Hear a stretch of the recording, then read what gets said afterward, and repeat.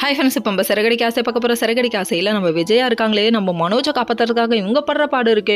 என்னடா கடன் வாங்கினியா, சொல்லுடான்னு கண்ணடிச்சு ஐடியா கொடுத்தாமா, இது தெரியல அந்த பயலுக்கு. கடைசியில் ஆமாம் கடன் வாங்கினான்னு விஷயத்த சொல்ல நம்ம ரோஹினி ரூமில் கூட்டு போய் வச்சு விஷயத்தை கேட்குறாங்க. கேட்ட உடனே எல்லா விஷயத்த பட்டுன்னு வளர்னதுக்கப்புறம் விஜய் அடிச்ச அடியை விட இது ரொம்ப வலிக்குது, அடிக்காத ரோஹினின்னு அழுகுறாரு. அது பார்க்குறான், இவ்வளோ அடி வாங்குவேன்னு தெரியல, எதுக்கடா இப்படி பண்ணுற அப்படிங்கிறாங்க. அதுவும் சொந்த குடும்பத்தில் போய் திருடுற வெக்கமா இல்லை அப்படின்னு சொல்லிட்டாங்க. உன் புருஷனுக்கு திருடுறது என்ன புதுசாமா, இதெல்லாம் பழசுமா, கை வந்த கலை பேர் போனவராச்சு இவரு அப்படிங்கிற மாதிரி இருக்கு.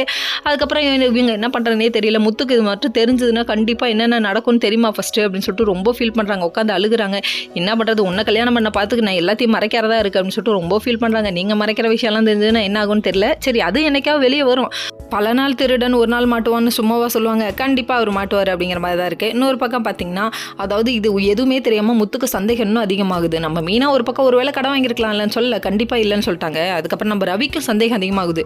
பலக்குரல் ஸ்ருதியே இதை கண்டுபிடிச்சாங்க பார்த்துக்கோங்க. இதில் வந்துட்டு சிஐடி வச்சு விசாரிக்கணுமா, அடப்போங்கயா டிடெக்டிவ் வச்சு விசாரிக்கணுங்கிறாங்க. இதெல்லாம் எதுக்கியா அப்படிங்கிற மாதிரி சொல்லிட்டாங்க.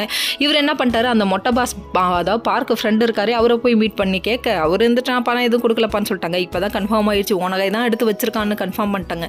அதுக்கு ஒரு ஐடியா சொல்றாங்க, வெத்தலை மையங்கிறாங்க. இந்த கொடுத்த ஐடியாவில இருந்து ஒரு ஐடியாவை நம்ம முத்து கண்டுபிடிச்சு அதை எடுத்துட்டு வராரு.